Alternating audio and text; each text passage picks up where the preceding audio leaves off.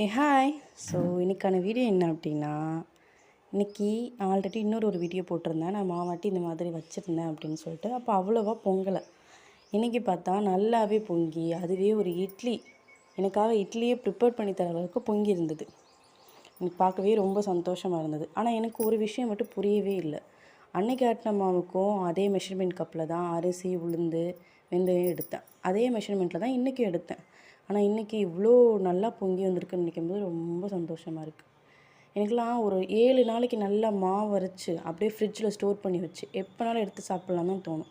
ஆனால் எங்கள் வீட்டில் இருக்கவங்க எல்லாருமே டாக்டர்ஸ். ஆனால் அவங்க டாக்டர் கோட் போட்டிருக்க மாட்டாங்க. ஏன்னா ஒவ்வொருத்துக்கும் ஒவ்வொரு விஷயம் சொல்லுவாங்க. என்ன அப்படின்னு கேட்டால், ஃப்ரிட்ஜில் 7 நாளில் மாவு ஸ்டோர் பண்ணக்கூடாதாம்மா, 2 நாளைக்கு தான் ஸ்டோர் பண்ணணுமா. அதான் உடம்புக்கு நல்லதான். 2 நாளைக்கு ஒவ்வொரு தடவை உட்காந்து இப்போ மாவு ஆட்டிக்கிட்டு இருக்கேன். நிறைய கேர்ள்ஸ் எதுக்கோ சந்தோஷப்படுவாங்க. எனக்கு மட்டும் இந்த மாவு பொங்கினா மட்டும் அவ்வளோ சந்தோஷமாக இருக்குது. ஏன்னா இப்படி பொங்கினா மட்டும்தாங்க தோசையும் இட்லியும் நல்லா வருது. இல்லைன்னா எதுவுமே உருப்படியாக வர மாட்டேங்குது. இட்லி ஊற்றினா ஒன்று கல் மாதிரி வரும். தோசை ஊற்றினா தோசை சட்டிலேருந்து தோசை வரவே வராது. இத்தனை நாள் என் தோசை சட்டி மேலே நான் சந்தேகப்பட்டது தப்பு தான். அதுக்கிட்ட நான் மன்னிப்பு தான் கேட்கணும் போல இருக்குது. அந்த அளவுக்கு இருந்தது. ஆனால் இப்போ ஓரளவுக்கு கற்றுக்கிட்டேன். அது மட்டும் இல்லாமல் இந்த கிளைமேட்டுக்கும் நல்லாவே பொங்கி வருது. தோசையும் சூப்பராக வருது, மாவும் சூப்பராக வருது. இந்த மாதிரி யாராவது சந்தோஷப்படுறவங்க இருக்காங்களா? பார்க்குறதுக்கு ஏதோ கொஞ்சம் ஒரு மாதிரி வியர்டாக தான் இருக்கும். ஆனால் உண்மையிலே சொல்கிறேன், இது எனக்கு ரொம்ப சந்தோஷமாக இருக்கும். ஆட்டி வச்சிருந்த மாவு இவ்வளோ தூரம் பொங்கி வந்திருக்கு அப்படின்ட்டு.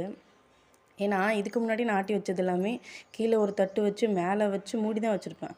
அப்படின்னு அது பொங்கி அந்த தட்டுலேயும் பொங்கி அதுலேருந்து கீழே வழிஞ்சு அப்படியே ஓடும்.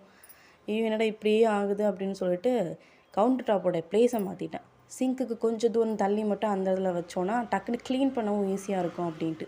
அப்போ தான் அம்மா சொன்னாங்க, ப்ராப்பரான மெஷர்மெண்ட்டில் போட்டோன்னா அது ஏன் பொங்க போகுது அப்படின்ட்டு. அதுலேருந்து கரெக்டான மெஷர்மெண்ட்டு கப் வச்சுருக்கேன். அதில் தான் இப்போ யூஸ் பண்ணிகிட்ருக்கேன். நீங்களும் அதே மாதிரி கரெக்டான மெஷர்மெண்ட்டில் கப்பில் வச்சு இந்த மாதிரி